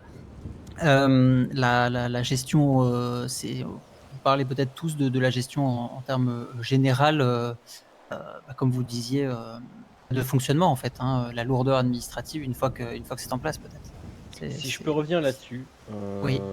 pour avoir déjà moi-même à titre personnel créé un événement assez conséquent et actuellement on travaille sur un événement qui devrait arriver prochainement publiquement. Pour moi, le problème n'est pas une surcharge administrative, même s'il y a, parce que suivant l'événement, il faut de l'administratif. Pour moi, avoir entre guillemets un panel type pour soulager la création d'événements, oui. Pour moi, le problème n'est pas le fait de la difficulté. Pour moi, le problème est plutôt financier. Parce que le dernier événement qui a été fait, où j'ai participé, j'ai tout assumé financièrement. C'est un sacré coup. Et à l'heure actuelle, le prochain événement est en participation avec une association de Lille. Mais oui, soulager la contrainte administrative, et si le gouvernement le permet, aider financièrement les personnes qui ont envie de se lancer dans un projet sans forcément le soutien d'une association. Si le gouvernement le peut, il faut le faire. Parce que si j'avais eu du soutien pour mon événement, j'aurais peut-être pu faire un événement un peu plus gros et mobiliser un peu plus de monde que ce que je ne l'ai fait. Parce que je l'ai fait à moi tout seul, à titre personnel, avec mes fonds personnels. Donc être un peu plus ouvert, du coup, vraiment, côté financièrement, enfin financièrement parlant, je veux dire, envers, pas uniquement les associations, mais aussi les citoyens qui souhaitent, Oui. individuellement faire des choses, Ça, et OK. aussi juridiquement. Les Et soutenir juridiquement. et les guider et les aider dans les démarches.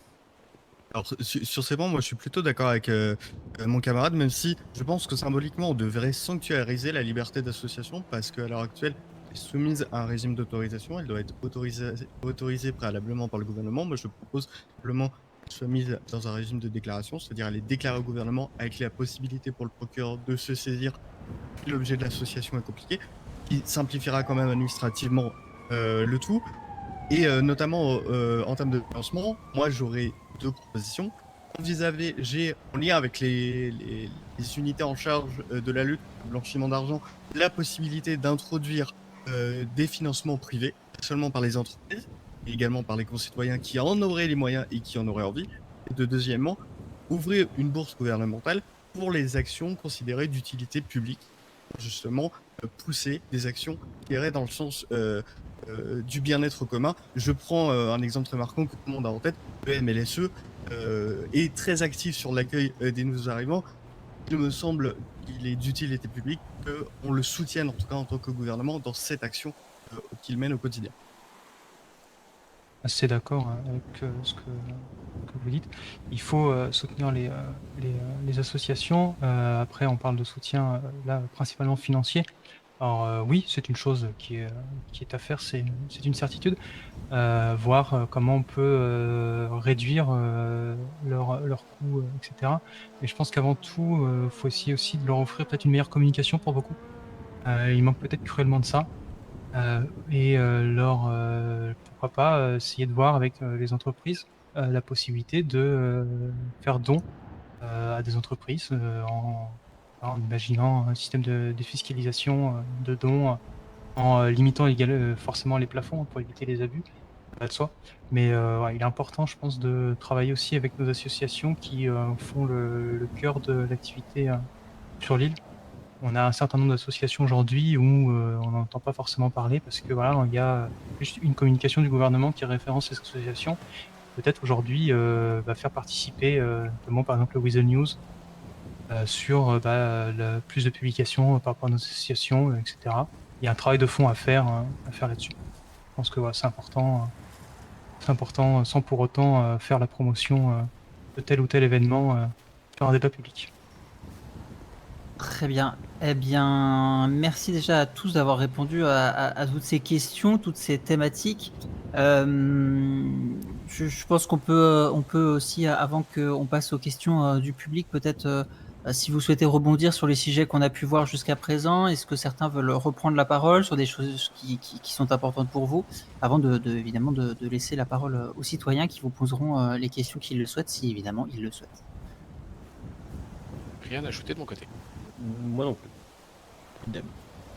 Alors oui, j'ai pas de précision particulière à part de remercier l'organisation et les concitoyens d'être restés patiemment à nous écouter lors de ces débats enflammés, voire parfois la limite du physique pour certains d'entre nous. On remercie tous les citoyens présents d'être restés jusqu'à la fin. Très bien. Eh ben, écoutez, messieurs, dames présents dans le public, je vous invite à peut-être vous manifester en vous levant ou en levant les mains ou quoi. Si vous avez peut-être une question à poser, je peux évidemment descendre et vous passer un micro afin que vous puissiez directement l'adresser à vos candidats. Monsieur debout là-bas, je vais venir voir. Ça manifeste déjà. on est même pas Pancarte en encore l'air, ah oui, c'est. Attendez, Et Monsieur Delcourt. je me permets de. Attends, je fais le tour. On Hop. reconnaît Ronnie 2-0. On n'a même pas lu qu'il y a déjà des manifestations. C'est terrible, c'est terrible. Mais c'est Ah, bien, c'est c'est dur. la verve Là, des les mots sont démocratiques, durs. monsieur Hein. Les Delcourt. mots Oui. sont durs. Attendez. Alors, ah oui, non, pas à manifester. Si vous aviez une question à poser à nos candidats, toutefois sur leur programme, sur ce que vous avez envie de voir, peut-être, si vous, à un candidat ou à tous, hein, histoire que tous puissent y répondre et y débattre. D'accord. Ah oui, ça c'est oui, la construction de ronds-points pour manifester, on nous demande. Hein, c'est voilà. On va prévoir un budget gilet jaune, Monsieur Delcourt, vous en faites pas. Monsieur, vous souhaitiez, alors attendez que je vous passe un micro. Hop. Je vous en prie, hein, parlez bien dedans et puis adressez-vous, je vous en prie, à nos candidats. Bonsoir, alors je voulais aborder un sujet que j'ai déjà abordé avec quelques-uns d'entre vous, je crois. Et je vais essayer de le tourner un peu plus simplement. J'ai rencontré via mon activité de taxi plusieurs personnes qui étaient intéressées par la création d'entreprises. Alors au-delà de la difficulté que c'est, bien sûr, et des réponses que j'ai déjà eues et que j'ai pris en compte, je voulais savoir si c'était possible d'avoir une façon de faire ou des documents qui nous orienteraient, par exemple, pour savoir les fonds nécessaires, les délais, etc. pour faire une entreprise, vous voyez. Et des délais peut-être dans lesquels déposer les dossiers dans des temps faisables. Que je sais qu'il y a plein de travaux qui sont faits un peu à droite à gauche, mais du coup on sait pas. on sait pas trop quand déposer les dossiers, et voilà quoi, pour pas qu'ils soient refusés d'office. Je sais pas si j'ai été très clair, je suis désolé, je parlais avec mes mots. Si, c'est parfaitement Ne clair. vous inquiétez pas, vous avez été très très clair. Est-ce que vous Ouais, souhaitez sur- que je réponde, par exemple? Ah bah, peu Si vous importe. me permettez, mon cher comparse, j'aimerais commencer. Allez-y. Ah, pardon, je ne vous avais pas vu. Pas de souci, vous inquiétez pas. Si je peux vous répondre là-dessus, au vu de mon expérience sur cette île, déposer un dossier pour une création d'entreprise ne dépend pas seulement du gouvernement, dépend aussi des entreprises de travaux. Parce que si vous souhaitez un local avec tout ce qu'il faut pour exercer votre métier, la construction prend du temps. Ça, malheureusement, c'est des choses que le gouvernement n'a pas possibilité de légiférer sur le temps. Il est lui aussi soumis aux contraintes de construction. Donc, qu'il y ait des facilités juridiques et de papier, déposer un dossier, c'est possible. De simplifier les demandes, oui. Accélérer les demandes, non, je ne pense pas. Et par contre, appuyer les dossiers, ça c'est possible pour le gouvernement de le faire. Et si un dossier est suffisamment complet et entre guillemets peut vraiment apporter à la vie citoyenne, je ne vois aucun gouvernement qui refuserait d'appuyer le dossier. Ok, ça marche, c'est bien gentil. Alors, monsieur, si je peux me permettre, moi, de vous également une réponse.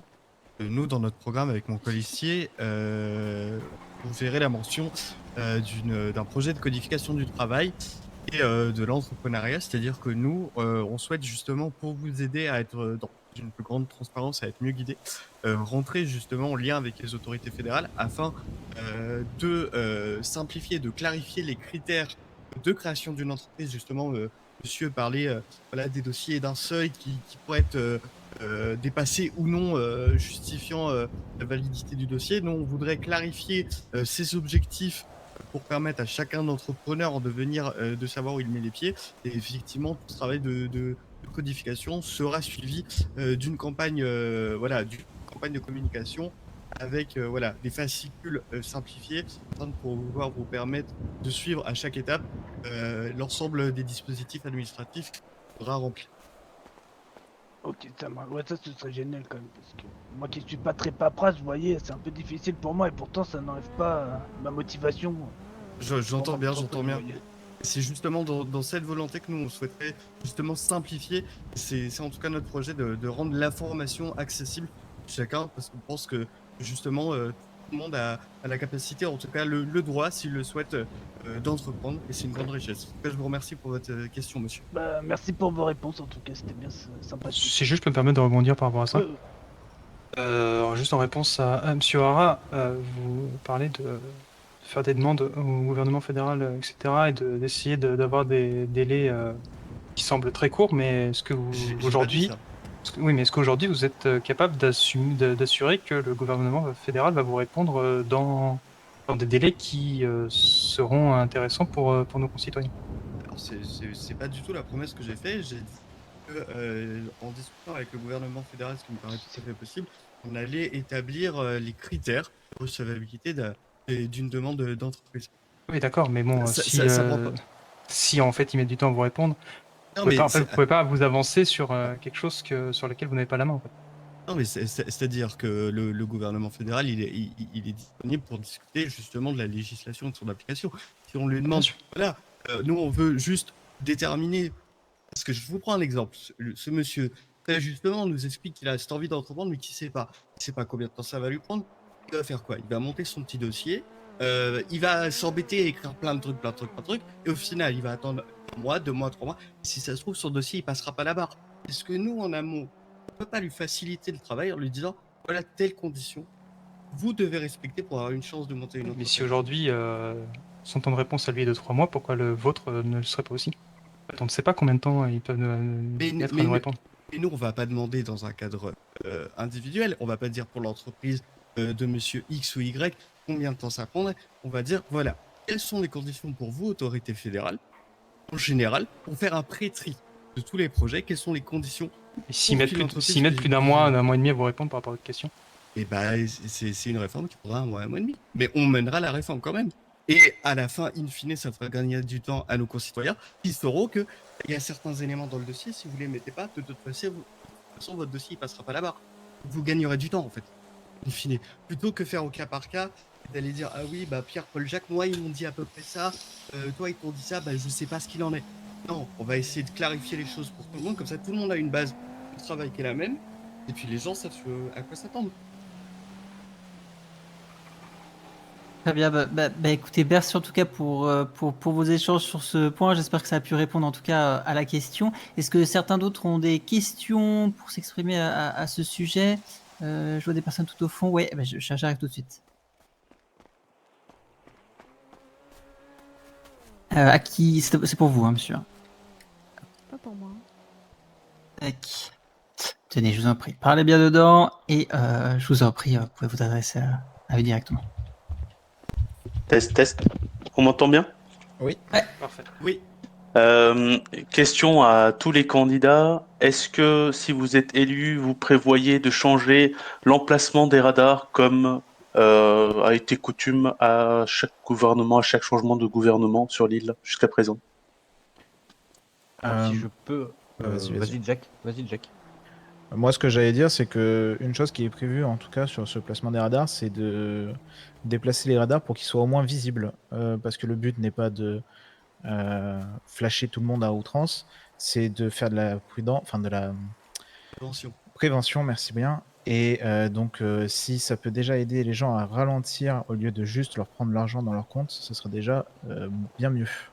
Ensuite, sur le fait de déplacer les radars, ils ont été déplacés suffisamment récemment. En mon sens, aujourd'hui, il n'y a pas besoin de refaire ça. Alors, si je peux répondre, moi Oui, aussi. vas-y, je répondrai après. Pour revenir là-dessus, je suis d'accord avec mon comparse sur le fait que beaucoup de radars sont entre guillemets cachés. Ils sont pas assez visibles. Pour moi, certains sont bien placés, même si on ne les voit pas forcément. Si on roule à la vitesse limite réglementée, on les voit très bien. Par contre, faire un point avec les services de force de l'ordre, savoir si pour eux certains radars doivent être déplacés, pour moi, oui.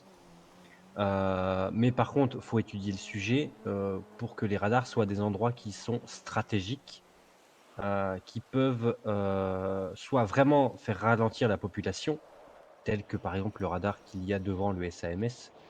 Pour moi, celui-là est indispensable parce que ça roule beaucoup trop vite devant le SAMS. Et aussi, il ne faut pas oublier que les radars sont une source pour les forces de l'ordre au niveau de pouvoir se repérer suivant ce qui peut se passer. Comme il y a eu hier soir de multiples courses-poursuites organisées en ville. Les flash radars qui sont communiqués aux forces de l'ordre peuvent leur permettre de suivre le problème et de au mieux protéger la population en cas de souci. Vous souhaitez peut-être rebondir peut-être sur le sujet là-dessus ou, Oui, je vais me permettre de rebondir. allez-y. Alors, par rapport à votre question initiale qui est de déplacer les radars, la réponse sera oui. Sur la question de pourquoi et comment ce sera fait. Le pourquoi, c'est parce que je pense qu'il est important de sécuriser des axes principaux, donc en collaboration avec les forces de l'ordre et également le SAMS, afin de connaître les chiffres des routes les plus accidentogènes, pour y placer les radars là où il faut. Et ensuite les rendre par contre plus visibles, parce qu'aujourd'hui on est tous d'accord, je pense ici, pour dire qu'il y en a certains, ils sont juste posés là pour tirer du pognon. Le but n'est pas là. Oui, c'est une bonne recette pour le gouvernement, on va pas s'en cacher. Je pense qu'on est tous d'accord là-dessus, sur ça aussi. Mais pour autant, les radars font partie de la sécurité routière sur l'île, donc il est important de les garder. Mais pour autant, il faut les rendre visibles pour que ça puisse servir de répression, pardon. Donc oui, ils seront modifiés, mais pas dans le but de juste vous prendre de l'argent facilement. Du coup, à mon tour, pour répondre à la question de monsieur, et cette fois, il n'est pas coutume, en faisant de manière succincte, non, il n'est pas prévu de notre côté de changer la position des radars. Et pour terminer, de mon côté, oui, si nécessaire. Très bien, merci à vous. Et je vous récupère le micro. J'en profite en même temps que je récupère ce micro. Est-ce que d'autres personnes sur place souhaitent poser des questions? Parce que j'ai effectivement juste après des questions anonymes qui m'ont été envoyées par la régie et par les citoyens. Je vous en prie, je vous donne ceci tout de suite. Hop. Allez-y.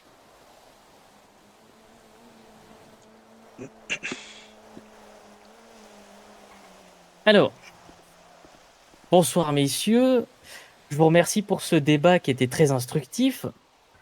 Dans ce débat, j'ai entendu beaucoup de choses. J'ai entendu le fait de notamment retirer un droit discrétionnaire à un procureur. J'ai entendu le fait de déplacer les radars, de les rendre plus visibles, au lieu de simplement dire à des gens, bah monsieur, respectez la loi.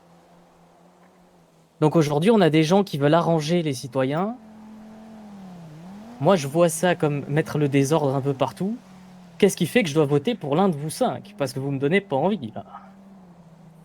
Alors, je me permets de réagir tout de suite. De mon point de vue, c'est pas ce qui a été dit, en tout cas pas par moi. Concernant la modification des radars, si nécessaire en fonction des règles de sécurité, en aucun cas je ne transigerai sur le respect de la loi. Mon programme est très clair en ce sens, donc je ne me reconnais pas dans la question que vous posez, Monsieur Meyerschmitt. Je dois avouer que moi non plus. Je me permets de rebondir, mais en aucun cas on a dit qu'on allait virer les limitations de vitesse, réduire les montants des amendes des radars, ou quoi que ce soit sur la question des radars.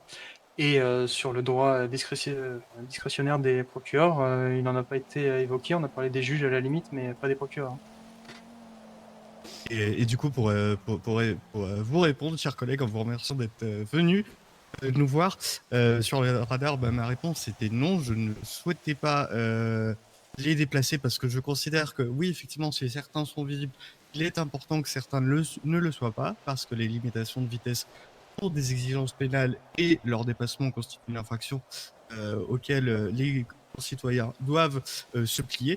Et sur le rôle des procureurs, alors peut-être que je me suis mal exprimé, justement, mon intention était l'inverse, c'est-à-dire de renforcer, moi je veux renforcer le rôle des procureurs, justement pour leur donner plus de poids, notamment dans le domaine d'instruction, parce que je pense qu'ils ont une expertise importante sur ces questions-là, et justement je pense qu'ils doivent justement guider les forces policières sur ces points-là, pour leur permettre d'avoir des dossiers à la fois plus complets, et plus sûrs, et plus cadrés juridiquement. D'accord. Je vous remercie. Pour monsieur Fordon, vous m'aviez dit à la limite pour les juges. Est-ce que vous pourriez me réexpliquer cette partie-là, justement Non, que vous m'expliquiez tout à l'heure je vous évoquais que la seule partie du droit discrétionnaire qui a été évoquée, on a parlé des juges, effectivement, où il a été rappelé à certains que le gouvernement n'avait pas main sur le bureau des juges. Après, pour la partie procureur, au contraire, je pense qu'on a tous été en accord pour se dire qu'il fallait que le gouvernement qui sera élu ait une institution que le bureau du procureur, afin de pouvoir travailler avec vous main dans la main dans l'élaboration d'un code pénal compréhensible et lisible de tous. Alors, si je peux me permettre, monsieur le médecin. Oui. Je sais pas si la dernière. Oui. Oui, je crois pas sûr que tout le monde ait compris. Monsieur est médecin? Oui, non, parce qu'il je crois qu'il n'est plus procureur. Voilà. Oui, c'est un ancien procureur, oui, tout à fait. Mais il s'inquiète de la sécurité de cette belle île. Juste le titre, effectivement. Très bien, très bien. Mais écoutez, avez-vous eu d'autres questions peut-être avant de passer la main? Non, c'est en ordre. Eh bien, parfait. Eh ben, merci pour votre question. Eh bien, je vous récupère le micro et je pense qu'on va pouvoir passer aux dernières petites questions que j'ai reçues directement en anonyme cette fois-ci. Donc, je vous laisserai évidemment librement y répondre à ce sujet. Alors, attendez, laissez-moi remettre la main dessus. Hop, alors, question reçue de la régie des citoyens. Monsieur Fordon et Monsieur Onara, vous dites que le gouvernement doit voir et indiquer aux juges comment ils doivent juger. Ma question est en 2 étapes. Il y a une statue au SAJD, une femme aux yeux bandés tenant une épée et une balance. Savez-vous ce que cela représente? Alors, pour répondre, alors déjà, je vous remercie de la question. Mais, je doute qu'elle me soit adressée puisque je suis Monsieur O'Hara et pas Onara. Voilà, O'Hara, excusez-moi. pour la petite plaisanterie, je vous taquine bien sûr. Effectivement, la question est très intéressante et très importante parce que je me rends compte que je me suis mal exprimé, en tout cas j'ai mal été compris. Ce n'est pas du tout ma volonté. Au contraire, ma volonté, c'est justement de renforcer les effectifs du SAJD, de leur donner plus de liberté. Et justement, dans notre projet de revitaliser la démocratie, nous, justement, on est contre cette idée d'un gouvernement qui cumulerait les 3 pouvoirs, exécutif, judiciaire, législatif. C'est pour ça que, dans un premier temps, on veut renforcer les prérogatives du SAJD. Je parlais tout à l'heure à monsieur du rôle du procureur, parce que vous avez bien vu, effectivement, eux qui ont une expertise juridique, je pense que c'est tout un intérêt, même des forces de l'ordre, d'être formés sur ces points-là par des personnes qui sont compétentes sur ces questions. Donc, renforcer le statut de la justice et en parallèle, avec cette réforme du Conseil d'État, on veut poser les premières bases d'une séparation des pouvoirs, c'est-à-dire commencer à séparer le pouvoir exécutif et le pouvoir législatif, avec peut-être, si c'est possible, en tout cas au terme du mandat, une réflexion et un vrai parlement citoyen. Mais effectivement, nous sommes très attachés à l'indépendance de la justice et nous ne comptons pas toucher, bien au contraire. Et du coup, pour la question de la statue OSJD, de cette femme qui tient du coup aux yeux bandés et du coup à l'épée et à la balance, à savoir ce qu'elle représente. Question de culture générale, j'ai l'impression. Oui, Pour vous, ça représente l'impartialité. C'est ça, l'impartialité, la justice et l'équité. Très bien, très bien. Justement, c'est cette idée, et c'est aussi pour cela que nous proposions en parallèle de, malheureusement, ce projet que j'ai mal exprimé, mais de renforcement du SAJD, d'augmenter les moyens des avocats pour justement permettre plus facilement par la condamnation à des frais de justice, et qu'on soit des citoyens qui seraient socialement désavantagés, de pouvoir avoir accès à un système de justice qui leur sera utile et qui sera le plus pertinent possible. Du coup, cette question s'était découpée effectivement en 2. Du coup, suite à cette réponse, ne pensez-vous pas qu'il s'agit d'ingérence, que cela traduit un manque de confiance et que cela nuit au droit de la justice elle-même, vos propos? Je vais me permettre du coup de répondre parce que j'ai été évoqué aussi dans la question. En aucun cas, il me semble avoir évoqué le fait d'aller donner une directive à un juge ou quoi que ce soit. J'inviterai la personne qui n'a pas souhaité poser la question de lui-même de me contacter directement par téléphone afin qu'on puisse discuter de cela, puisque a priori il y a des choses qui n'ont pas été comprises, ou alors j'inviterai à resuivre le débat directement et à écouter ce qui a été dit du coup. Alors, et puis moi, pour répondre à la question, peut-être différemment, moi je prends la responsabilité de m'être mal exprimé. Et je trouve ça même très positif que nos citoyens relèvent ces éléments qui sont sources d'inquiétude légitime. Moi, justement, c'est tout le contraire. C'est-à-dire que j'ai confiance en la justice. Je prenais un exemple tout à l'heure. J'ai cité un peu vite parce que dans le débat, on va un peu rapidement. Je disais, par exemple, pour la création des partis des associations, moi, je propose qu'ils soient déclarés au gouvernement et qu'après, ce soit au juge de manière discrétionnaire, en appliquant la loi, de vérifier la légalité ou pas de l'association. C'est-à-dire que je propose clairement de transférer une prérogative gouvernementale directement auprès de l'autorité judiciaire. Je pense être beaucoup plus compétente que le gouvernement pour juger la légalité d'un projet. Vraiment, c'est voilà. Je m'excuse encore une fois du petit contresens qui m'a été imputé. Je me suis mal exprimé, mais vraiment c'est tout l'inverse. Et c'est vraiment de nous appuyer sur un service juridique fort. Comme je vous ai remarqué tout à l'heure, justement, je ne veux pas que le SAJD sont biaisés parce que je pense que justement ils font un grand travail. Parfois, malheureusement, il manque d'effectifs et c'est en tout cas des préoccupations que nous avons en tête. Très bien. Eh bien, écoutez, merci à vous deux. Je crois que c'était à peu près tout au niveau des questions que j'avais reçues. Est-ce qu'une dernière personne peut-être dans le public souhaite s'exprimer avant que je ne fasse le dernier petit tour de table? Moi, si je peux dire, vous, présentateurs, avez-vous des questions? Alors, moi personnellement, je ne sais pas, si ce n'est, oui, non, je réfléchis, mais on peut pas dire que je sois là depuis très très longtemps. C'est bien pour ça que j'anime plus que que je ne débase avec vous. Mais du coup, non, personnellement, non. J'invite évidemment à la régie, s'il y en a qui souhaitent me passer des questions en tant que journaliste, à me les communiquer. Très bien. Ça me dit en régie qu'il est temps de clôturer ce débat. Mais avant de finir, j'invite évidemment chacun d'entre vous à exprimer des dernières petites paroles, peut-être en reprenant le dernier tour le tour de table qu'on avait fait au tout début, en commençant par Monsieur Fordon. Je vous en prie, si vous avez un dernier mot peut-être pour vous faire élire pour ce débat. Non, bah, rien de plus à ajouter. On a déjà pris assez du temps de tout le monde. Juste, bah, voilà, parce que voilà, on a su répondre à toutes les questions, toutes les problématiques. Que maintenant vous avez, je pense, une vision globale sur les futurs projets de chacun, et que maintenant, bah, le reste se jouera aux urnes. Comme Très l'a dit bien. mon comparse, moi je tiens à remercier à nouveau tous mes comparses présents ce soir. Je suis content de voir que l'intégralité des candidats étaient présents.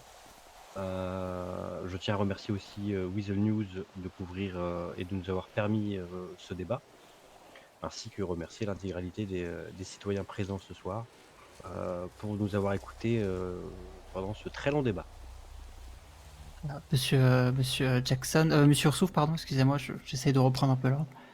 Pour ne pas reciter ce qui a déjà été dit, merci à tous d'avoir participé, et je rejoins Monsieur Fordon pour dire que maintenant tout se joue aux urnes, et surtout allez voter. Bonne chance à tous. C'est important. Monsieur Jackson? Pareil, rien à rajouter. Merci à tous et merci pour l'organisation et à toutes les personnes qui ont participé de près ou de loin à ce débat. Et enfin, Monsieur Gunnar s'étant exprimé, Monsieur O'Hara? Bah, moi, je voulais finir pour clarifier peut-être les subsisterait. Effectivement, voilà, nous nous engageons, c'est notre volonté à défendre un état de droit dans lequel chacun des pouvoirs est séparé, indépendant les uns des autres, justement pour lutter l'arbitraire et favoriser le développement de la démocratie. En tout cas, je tenais à remercier l'ensemble de mes condisciples d'avoir débattu avec moi. C'est tout particulier pour Monsieur McMurdo en espérant qu'il se remette bien vite. Et je tenais à remercier nos concitoyens pour leur patience et leur attention qui a été précieuse. Eh bien, écoutez, merci à vous tous d'être venus ce soir, autant citoyens que candidats, d'avoir débattu avec nous, d'avoir pu écouter tout cela. Je tiens à remercier aussi notamment particulièrement toute l'équipe du Weasel News, parce qu'on a bossé pendant une semaine comme des dingues pour essayer de vous organiser tout ça, et ce n'est pas fini.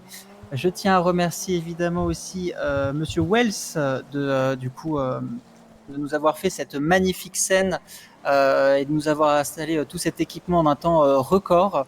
Donc on peut vraiment le féliciter et féliciter tous les acteurs à ce niveau-là. On peut aussi évidemment remercier le SAMS ainsi que le LSPD pour la sécurisation autour de cet événement et ce lieu. Merci à tous d'avoir participé, merci à tous d'être là, et surtout n'oubliez pas d'aller voter, c'est important autant pour vous que pour nos candidats évidemment. Et on vous souhaite le meilleur pour la suite. Merci à tous et à surtout, bientôt merci sur à Weasel vous News. pour cette présentation. Je vous remercie. Weasel Merci News. beaucoup. Merci. Merci beaucoup. Bonne soirée à tous.